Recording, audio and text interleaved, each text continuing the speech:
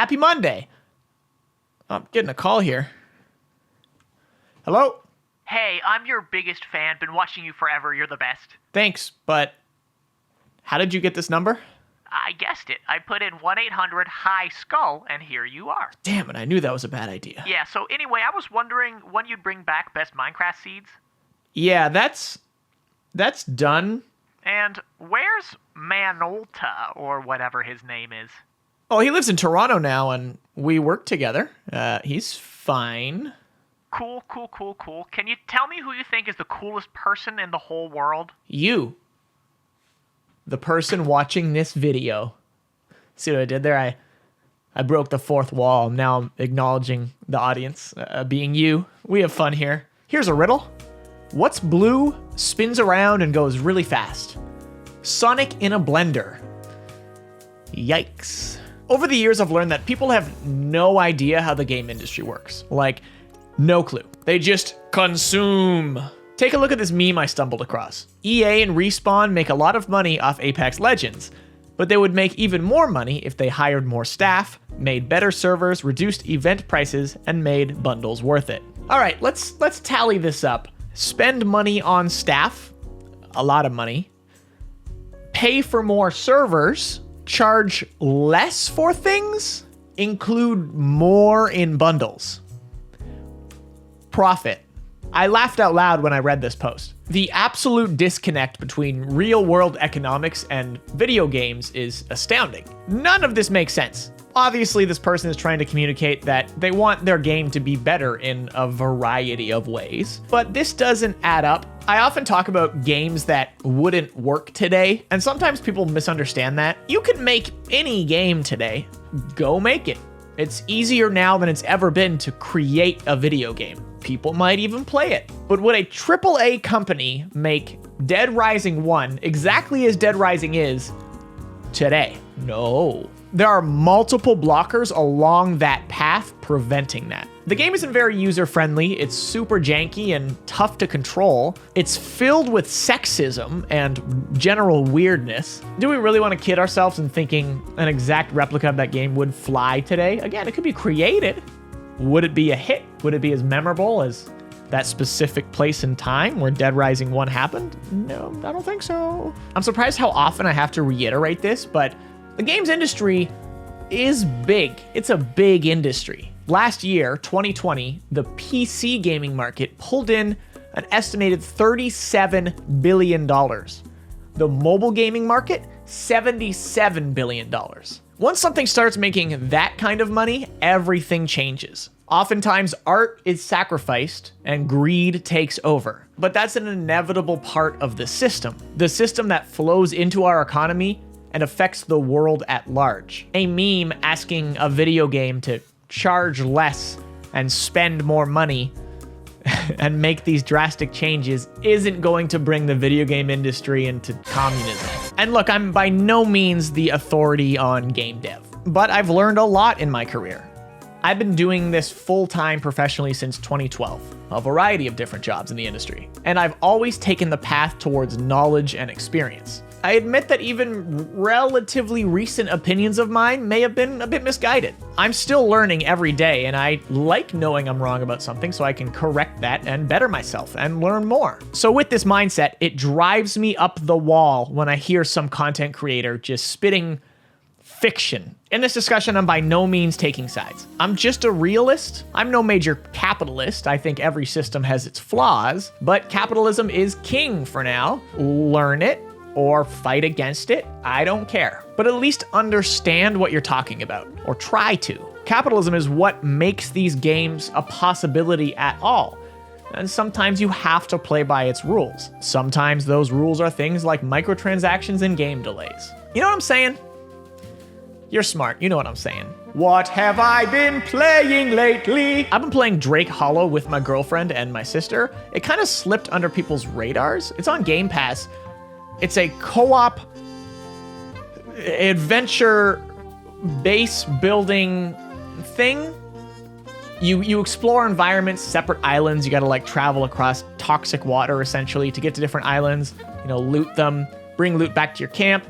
beef up your camp. When the bad guys come in, they raid often. You got to make sure your camp is protected.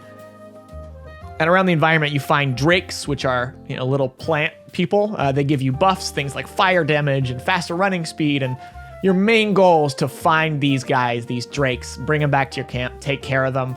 And you find crystals around the environment that you give them to level up. So they go from little babby drakes into elders and eventually retired, in which case they turn into stones. They turn into these stone monuments of what they once were, and more drakes spawn, and you take care of them, and you fight, and you adventure, and it's a loop. It's quite a satisfying loop, and obviously something I would say play co-op. I always have an itch for that style of game for some reason. The base building, exploration. It's pretty fun. You're going around whacking people, finding weapons. Highly recommend it if you want to find a friend, get it on Game Pass. Just give it a shot because it's pretty neat. It's by no means revolutionary. I don't think so. I don't think it actually even does anything I've never seen before in any facet. But it's a good time. It's a good time on co-op, and I love me some good co-op games, so give it a look. Last week, I asked to see your rarest gaming items on Instagram. Let's take a look at those. Blonde James Bond is back again. He's got this, Arby figure. I don't think I've ever seen this before. What's going on here? Blonde, I'd love the story of this guy. It's pretty sweet. Or is it just an elite? I also want to hear about this. You're holding out with no description here, James. In recognition of your contribution to making Halo 3 the biggest launch in entertainment history, were you working at EB Games or whatever during the launch of Halo 3? Because this is sweet. This, I agree, very rare. Good stuff. Tell us more, though, in the comments. Paul, what's up, Paul?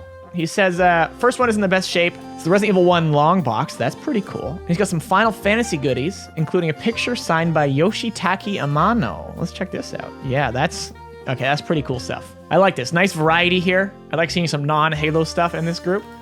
Very good stuff, Paul. Spargsy shows off. I love this controller. I have one as well. This was just at XO19. They did sell them briefly, but I'm pretty sure there's only 1,000 of these made. Obviously, it's green and stuff, and it's got all these nice little designs on it, but absolutely gorgeous controller.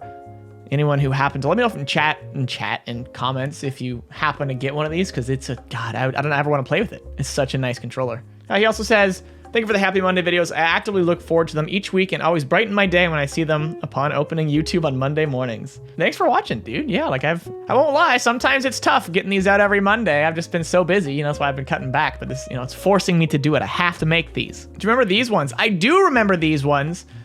This is, I'm pretty sure this is one of those guys too, right? Flaming. This was the Xbox Avatar version. Actually, these all are, right? They're all Xbox Avatars, I think. Yeah, so this is the Flaming Recon guy. Flaming ODST guy. Yeah, these guys are cool. And this is cool. My dad sent this in, and this is actually rare. This is the Silver Pelican. This one, I believe, was at PAX or Comic-Con?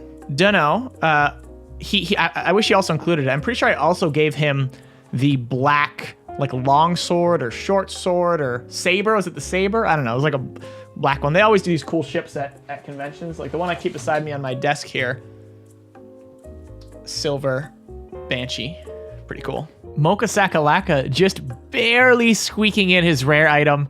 Remember that I filmed this on the weekend leading up to a Monday, so if you don't have it in before Friday, there isn't a high chance you'll get in, but this just barely got in while I was editing, so you're lucky there, Mocha Sakalaka. Literally down to the wire. I mean, it's 2 hours until Monday where I'm at, so nonetheless, you got in. You got some Borderlands Origins comics. I didn't know these existed, so that's pretty sweet. A Splinter Cell Conviction art book. It was a fun game, but it wasn't what I wanted. Bring back Splinter Cell. And the classic Golden Pikachu, those from Burger King or whatever. I must have thrown mine out. I had so many of those, man. Those were so cool. Now, I thought long and hard about what my rarest item was. I have a lot. Luckily, I think it's cool. I've been able to collect such cool things over the years, but this might take the cake for rarest item. This it says Halo 2015 Microsoft on the back. These are individual, so this isn't mass produced. There were only 20 of these made or something. And what happened was, before the launch of Halo 5, a bunch of Halo community members were invited up to a hotel room. This is a weird start to this story. I'm trying to remember what it was at. A PAX, E3, something like that. They had this big loft hotel room, 3x3 guys, Frank O'Connor, people were there. And we talked about We gave our feedback on some Halo 5 stuff coming out. I think, it makes me mad. I can't remember when or where this was. It must have been LA, like for E3. But yeah, we talked about our thoughts on rec packs. We got to ask any question we wanted about how they were doing that model and just like ask about the game and some story stuff. And yeah, just like gave our feedback on stuff. And we walked away with a backpack full of a bunch of, I guess, never again released Halo swag, some of it, and these custom made pieces of jewelry that I guess they were like gonna mass produce, but they didn't. But every single one's different. They're different in color, in size, in, like in shape. It's so everyone has these. And if you go around the community asking who has one, you'll I know like Duststorm, for instance, is someone who has one, and yeah, they all look different. And what makes it even funnier is the supply is now one less. I lost mine. I used to wear it everywhere with pride because it's such a cool, unique, rare item. And then one day I was, we went out to some bars or something, and I got back to my hotel room and I was like, gone. It was just the chain. It somehow got yanked off somewhere. I don't know how it happened, but it just disappeared. So luckily they had one extra. My friend Katie at 343 had one extra, and I'm like, I lost mine, and she was nice enough to give me the extra. So I'm very happy, but I think safely the rarest item for connotations and the actual limited nature of it, but it's technically an official item. Next week, I'd like to see your gaming headset. What headset do you game with? Anywhere, on console and PC, whatever. What is your main headset? I think it's gonna be really interesting. And as my grandpa said, you can tell a lot about a person by their sick gaming headset swag. Post it on Instagram, tag me at Greenskull, and use the hashtag Happy Monday Headset. Do those things, make it a standalone post, and I will feature it next week. Thanks for watching. Keep your stick on the ice. Happy Monday.